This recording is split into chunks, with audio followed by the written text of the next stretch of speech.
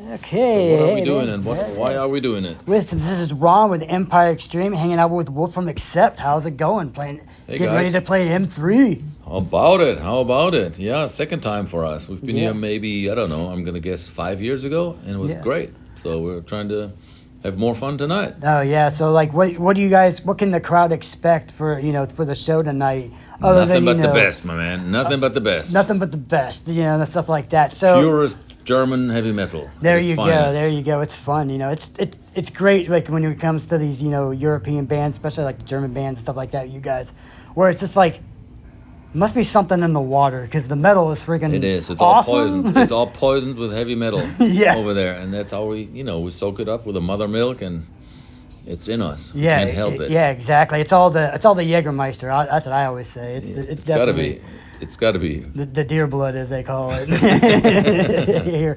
So they're gonna talk about you guys being around for a while. It's like 1979, the first album, which is the It's coming. I mean, officially, believe it or not, unofficially we're my gonna be on our 50th anniversary. yeah soon. yeah it's because I was born in 1979. So talk about like an album that's come out for that long where you still have that longevity and the fans still want to listen to an album from like I said 40 plus years. It still blows my mind that like people really, it almost feels like this stuff is for eternity, which is something that nobody could have expected. When I think back to all these years ago in Germany when we were like basically little kids in a garage trying to start a band and wrote our first songs, nobody could have thought that this stuff is going to last. Yeah.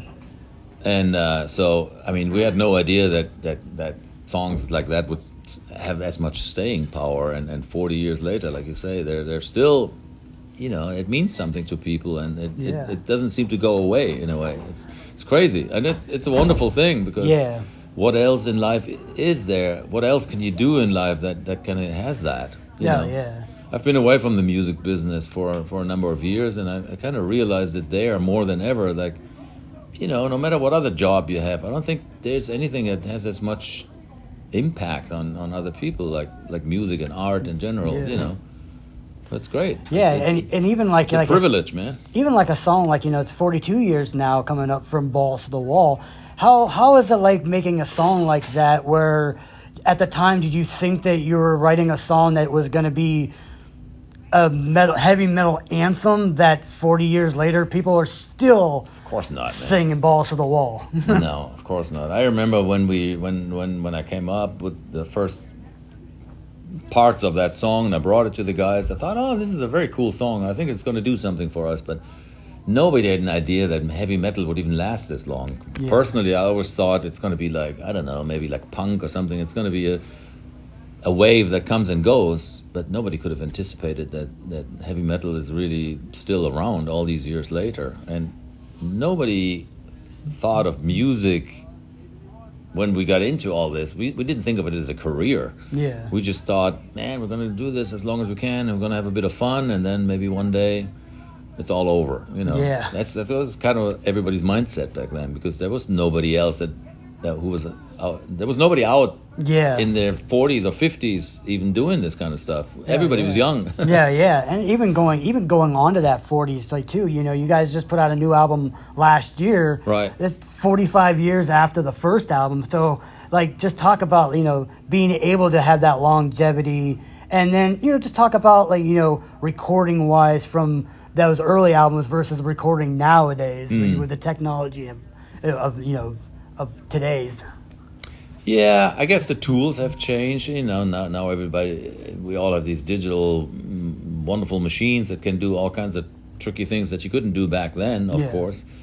But you still got to have a good song, you know, and it's really the tools just help it a little bit, but they don't really change the core essence of what you're trying to do. You're trying to express emotions, and hopefully it reaches people, and you can do that on a tape recorder as well as you can on a digital multi-track whatever, so really it really hasn't changed much. The songwriting is still the same process, and what else is still kind of similar to what it always was, is live performance. You got to go out there, you bring your drum set, you bring your guitars, you bring your thing, and then you go out on stage, and either you do or you don't. Either you got it or you don't. Exactly. You got it.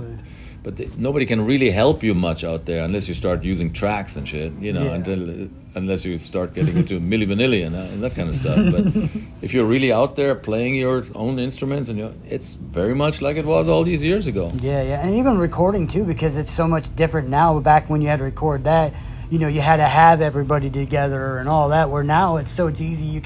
One person can record this track at this place, another person can record over there. It can, but I'm not a big fan of that. Yeah. I believe in like the personal chemistry when you're actually together. Doesn't mean everybody has to be there at all times, but I still believe in the chemistry and the magic of the moment. I don't think if you send somebody an MP3 and get something else back weeks later, it doesn't have the same. Yeah. In my experience. Oh yeah, for sure. And then like I said, you're playing at M3.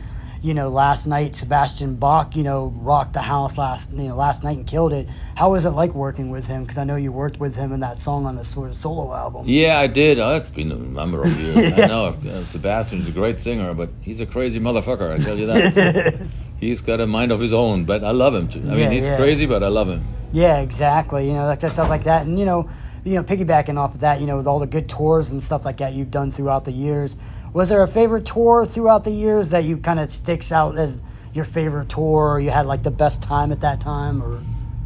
Yeah, let me pick like maybe 1984, our first American tour ever was like opening up for Kiss, because it was such a huge jump from where we were as a band in Germany, having never been to America, and America was like a million miles away, and we always thought like we'll never get there, and one day we did get there, and then we had the chance to open up for Kiss on a 6-week run or something, however long it was, and that was just it was like, I mean, it was like going from kindergarten to university or something. It was definitely a huge step for us, and it was just a different dimension altogether, and it was fantastic. And we got to know America, and learn to love the country and the people. So it was a huge deal.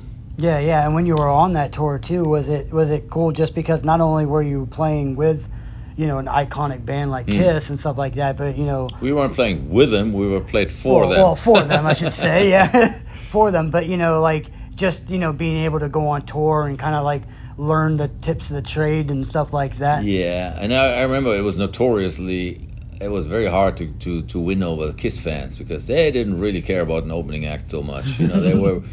They didn't really, but we won them over. I mean, it was hard work, but it taught us a lot of lessons, how to not, got to put in the fight. You got to, win them over, whether, they're there to see you or not. If you fight, you can usually, it's a bit of a fight sometimes, especially when you open up for somebody, because that's not your audience necessarily. They don't really know you, but they might have heard of you, and in those days it was still kind of a thing to have a relatively unknown band open up for a huge band like Kiss. Yeah. Nowadays you don't really have that anymore. Whoever opens up for, I don't know, Metallica or somebody, it's usually a very well established band like Pantera now and all that. Back then it could have been, it wasn't quite so corporate, I would say. It was more like, hey, we give these guys a chance, Yeah.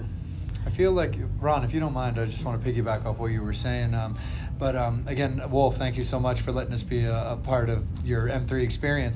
When you look at something like touring back then and those tours that you're a part of, the one thing that kind of like struck my brain just now is I was like, with the lack of social media, I feel like there's a certain amount to that as well, because like you had those tour announcements, record label type announcements, where again it has the opportunity of like bringing another band to people's like conscious, and where now the announcement goes out on social medias and then it's shared and put here and shared in there, to where I feel like to get all those avenues is one of the reasons why I feel like they lean a little bit towards now another established act. But I feel like back in the day, the ability to have some anonymity behind the opening bands to really allow the genres to flourish with new and up and coming bands to make you excited about, or for you to learn about, I should say. Yeah, also you have to keep in mind the market wasn't as saturated as it is now. True. You didn't have like 1,000 records coming out every week. You had, much fewer albums were coming out, and people were more curious, and So it wasn't. Yeah, now it feels like much more crowded and over. Yeah, much denser everything. There's a million bands and a million albums coming out on Spotify Yeah. and then streaming. It's like a jungle now. Back then it was more like, I don't know, it was different. I was gonna say, yeah. Do you find that, because like I said, you guys putting out new material and things like that? Do you find that harder to kind of, going into the social media? I mean, not saying a band like Accept needs. Oh, everybody needs social. But still, still, even those kind of bands like Kiss and stuff like that, they still need, the everybody push needs and stuff social. like that. You can't afford to say we don't need it. Yeah. No matter how big you are or how old or how established you are, you can't really say, it's let the other guys do it. We don't need it. I think that's a mistake because, Yeah.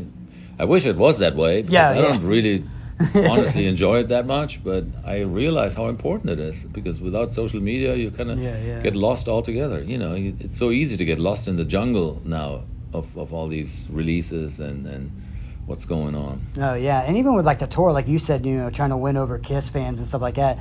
I remember, seeing bands like you were saying, like Pantera. I remember like back in the day, they were like, yeah, we're gonna play regardless. We don't give a shit whether or not you like us or not. I know you're here for White Zombie or you're here for whoever, but you're gonna listen to us. And like I feel like you kind of win over some fans from that. Like, hey, there's a reason why Kiss probably took us as a band to open up for us. So it's like, let us listen to it. We might not be everybody's cup of tea. Right. Especially because, your guys' music and Kiss music are, definitely way two different types of music, Right, as far as, in the same field, the rock and roll, but it's definitely, they're definitely two different bands. Yeah. But like I said, it was a fantastic experience all these years ago. And if you asked me to remember one tour, well, I'd probably pick that. There's been a million other tours that we did. All had their moments and magic moments, like I said. But, this one is very special to me. No, yeah, for sure. And then one question I always ask, it's a really hard, loaded question, but if you could take one song from, the catalog of Accept and put it into a time capsule and civilization finds it thousands and thousands of years later, what song would you want civilization to hear? Depends on the civilization that finds it, I guess. I don't know what they like. Well, let me pick Fast as a Shark, only because it's somewhat of a special song for us, because it kind of opened the door to all the heavy metal, the speed metal genre. Yep. A lot of bands took that song and used it as inspiration for whatever else was to come, as speed and thrash and all that kind of stuff. So I'd stick. Let's do Fast as a Shark. It's a special song. And then wrapping it up, what can you tell the fans that you have going on for 2025? What can they expect? Shows or working on new material or? Well, all of it actually.